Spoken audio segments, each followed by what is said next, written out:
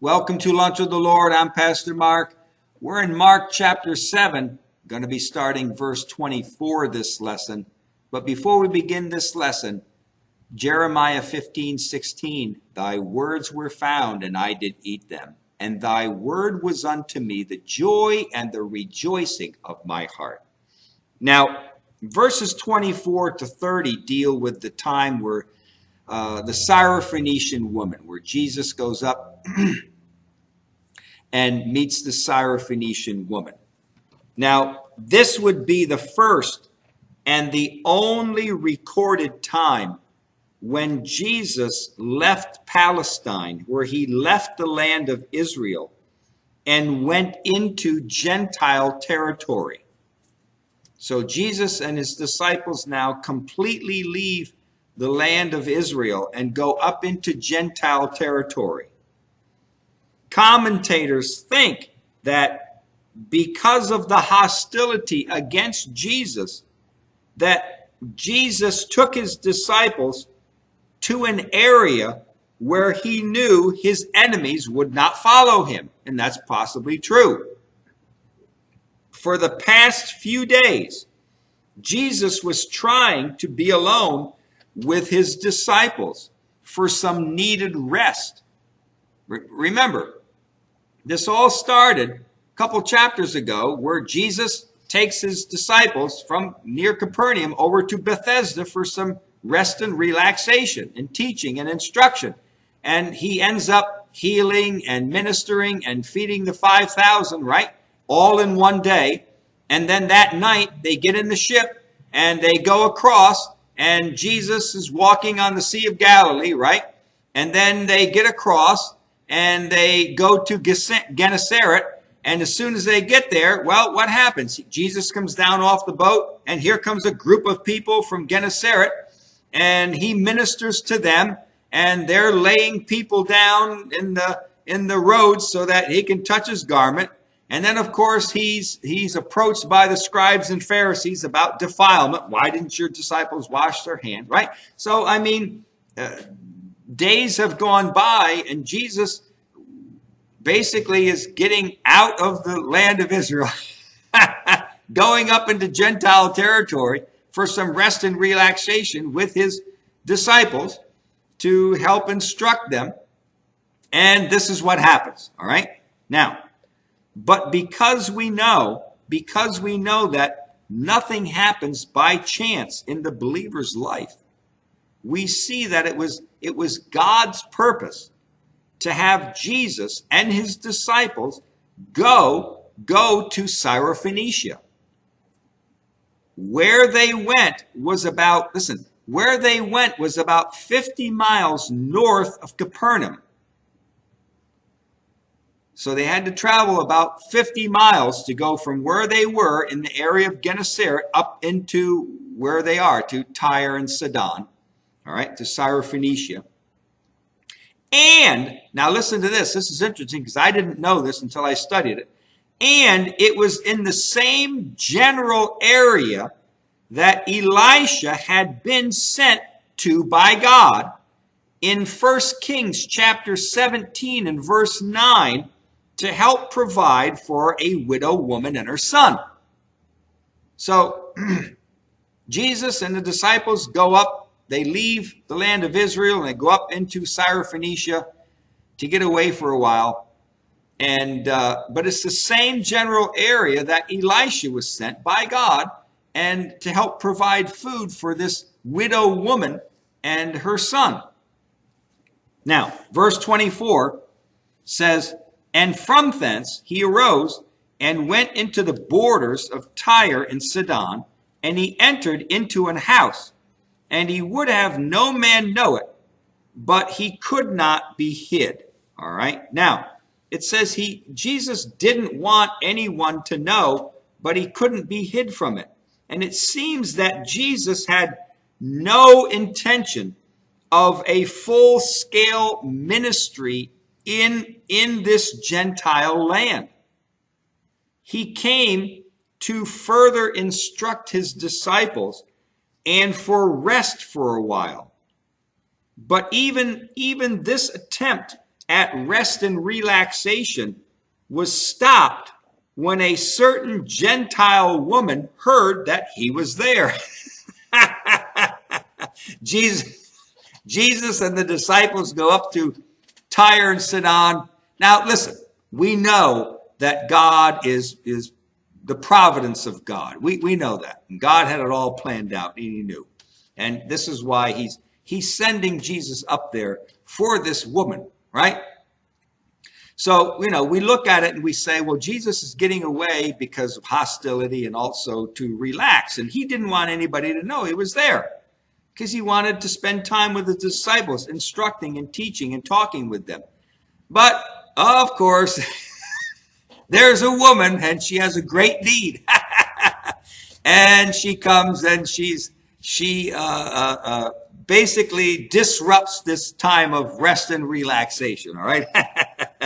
Verse 25, because a certain woman whose young daughter had an unclean spirit heard of him and came and fell at his feet, all right? Now, word had spread of Jesus's miracles even up into Gentile territory. So that when this woman heard that Jesus was there, she took this opportunity to go to him.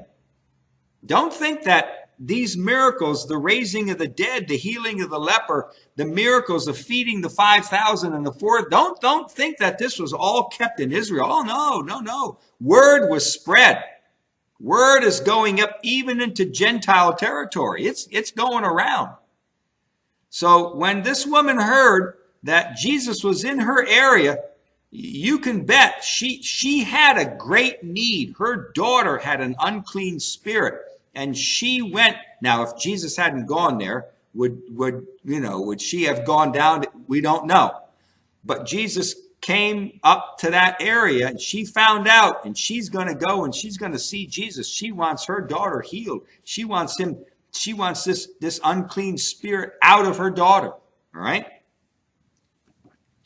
Now, she came with great urgency because her young daughter had an unclean spirit that was inside of her. And if you want a more fuller teaching on this subject of an unclean spirit, you go back to my teaching on Mark chapter 3 and verse 11. Mark chapter 3, verse 11. You can pull that up, and I go into more detail on what an unclean spirit is, at least what I believe an unclean spirit is. It's an unholy spirit, all right? Now, verse 26. The woman was a Greek, a Syrophoenician by nation, and she besought him that he would cast forth the devil out of her daughter. Now, it says here, she besought him, and it's in the imperfect tense, meaning that she kept on asking him for help. It wasn't a one-time thing. It was several times. She kept asking Jesus for help for her daughter. All right? She asked, and nothing happened. She asked again, and she's pleading with Jesus. She's beseeching him over and over to deal with this unclean spirit in her daughter. All right? Now, Matthew chapter 15 and verse 22 tells us exactly what she said to Jesus. All right? And it says here, Matthew 15:22, and it says, "And behold, a woman of Canaan came out of the same coast and cried unto him, saying, Have mercy on me, O Lord, thou son of David. My daughter is grievously vexed with the devil." All right? This is, my daughter is grievously vexed with the devil. But she says what? She says, Lord, and she says, Son of David. She says, Lord and Son of David. Now, both of these terms are messianic titles. Both of those terms, the term Lord and Son of David, those are messianic titles. Therefore, she was bringing her request to the one who she believed was Israel's Messiah. This is funny. I mean, it really is. She was bringing her request to the one that she believed was the Jewish Messiah. She could see what many scribes and Pharisees could not see. She saw what the scribes and the Pharisees, what those people she could see what they couldn't see. She saw that Jesus was the Messiah. She believed it. She believed it.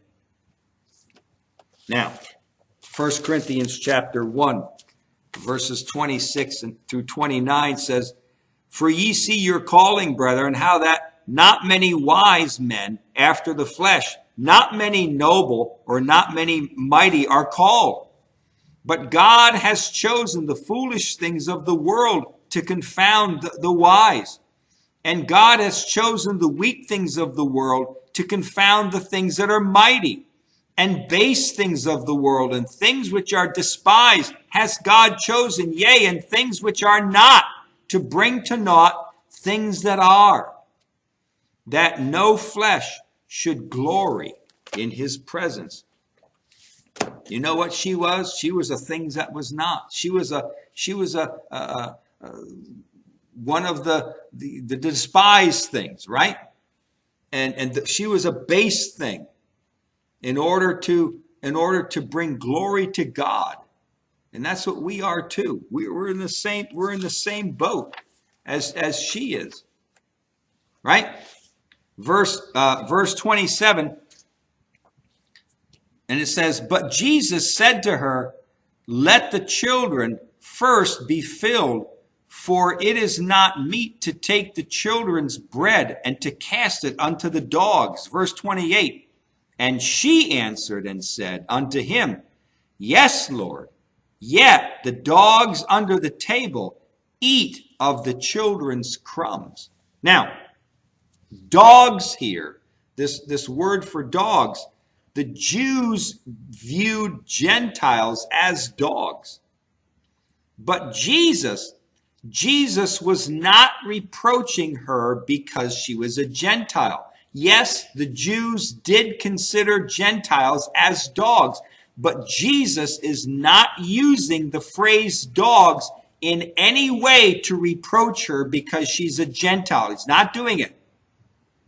The Greek word for dog here is kunarion, and it means a little dog or a puppy.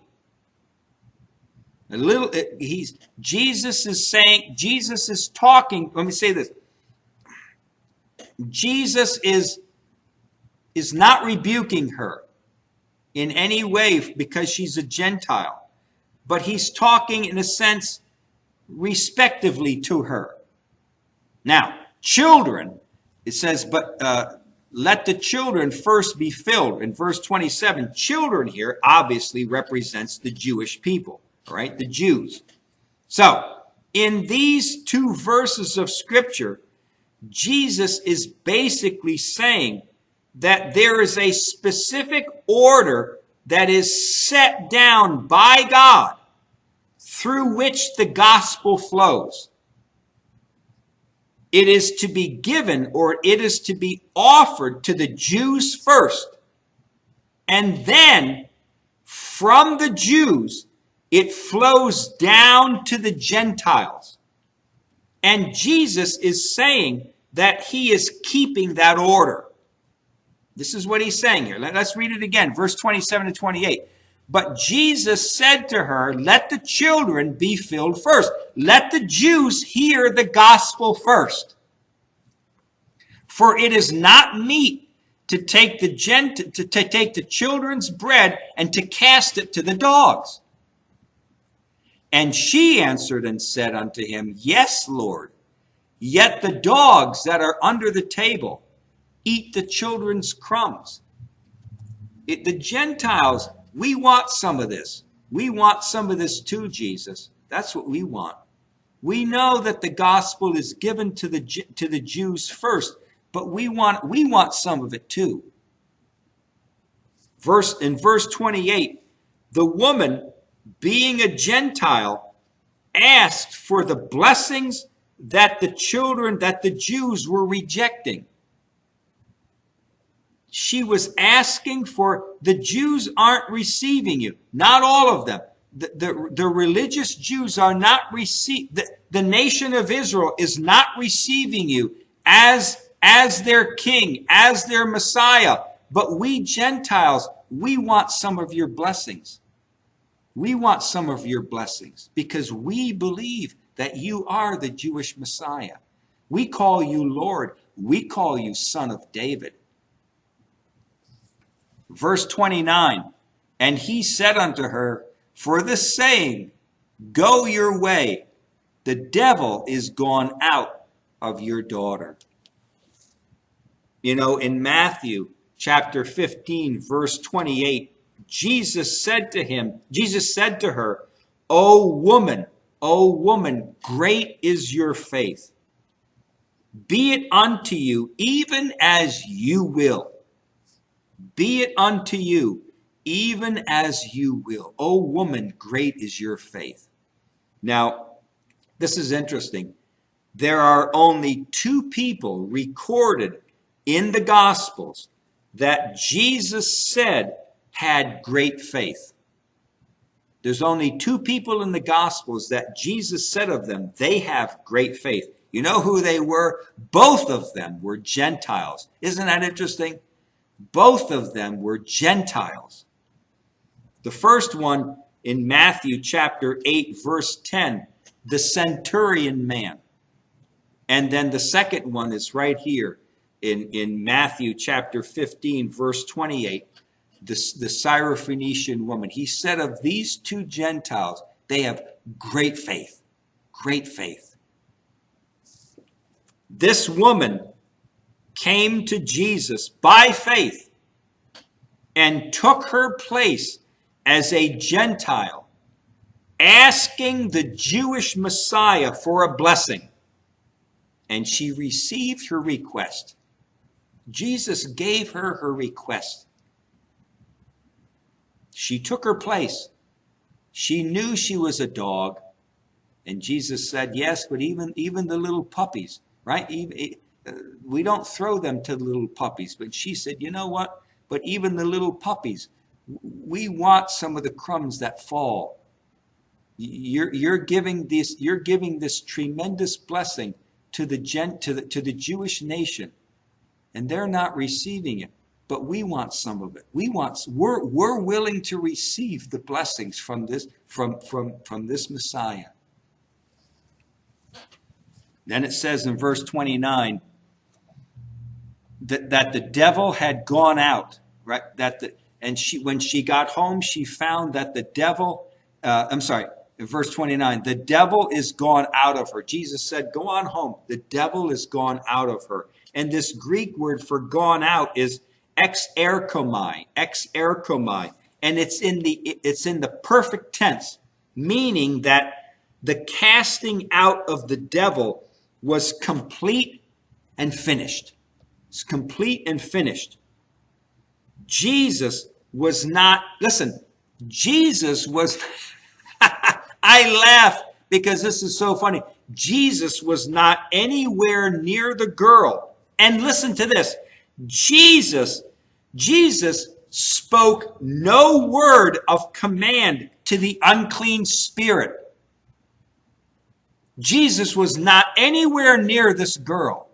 And Jesus never spoke a word of command to the unclean spirit. And yet she was delivered. She was delivered. Jesus was able to communicate to the unclean spirit in the unseen world. Jesus communicated to that unclean spirit and that girl, and he spoke to that unclean spirit through the unseen world. And that spirit obeyed. That unclean spirit obeyed and got out of that girl. It seems that verbal commands were more, when Jesus spoke and cast out an unclean spirit, when he said it verbally, it seems that it was more for the person's sake, to give them comfort that something was being done. But yet in reality, verbal commands are not really necessary. For Jesus to actually speak a command to an unclean spirit isn't necessary. That's what it seems like here. Jesus thought the command to the unclean spirit, and the unclean spirit obeyed. All Jesus had to do was think it. He thought it, and he communicated to that unclean spirit without speaking a word, and that unclean spirit got out of there. He doesn't need to speak. Jesus doesn't need to be in the presence of the person in order for it to be done. This is amazing, huh? I mean, this is amazing. I mean, Jesus just thinks it, and it's done. What does he say here? Let's read it again. And he said unto her, for this saying, go thy way, go home. The devil is gone out of her. He cast the devil out without even being there, without even speaking the word. He cast it out. Amazing. This is all done in the unseen world. Verse 30, and when she was come to her house, she found the devil gone out, and her daughter laid upon the bed. As she goes home, this woman as she is going home, this woman of great faith only has the words of Jesus to rest upon. There was nothing visual that helped her faith. She rested completely on Jesus' words. She didn't hear Jesus say, demon, unclean spirit, get out of her. She didn't hear him say that. Jesus didn't go to her house. She had nothing visual to strengthen her faith. She had nothing to see or nothing to hear. She just simply went home based upon his word. The Bible doesn't say that Jesus ever went to her house or that she ever returned to thank Jesus. But somehow word got back to the disciples, and the woman that the woman had found her daughter as she had said. How do we know?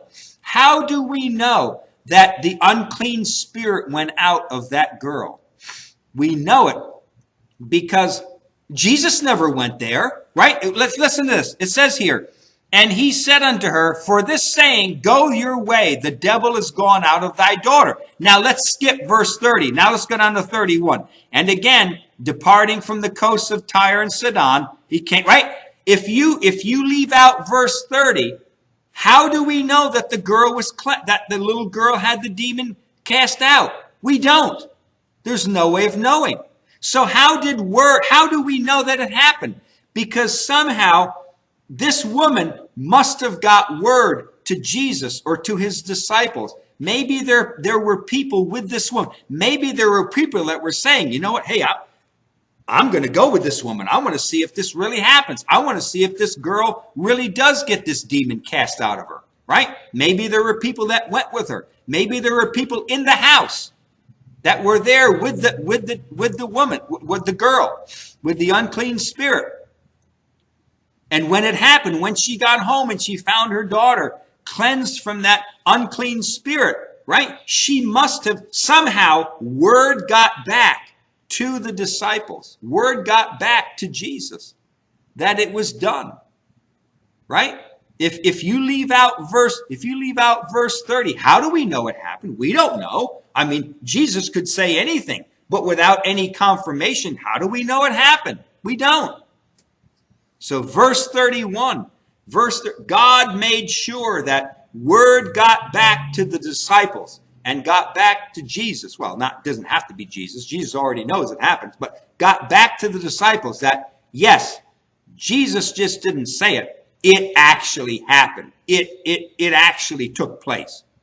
All right? And so somehow word came back to the disciples. We're going to continue on in verse 31 next lesson, the healing of the deaf and dumb man. But until then, walk with the Lord. I know he walks with you.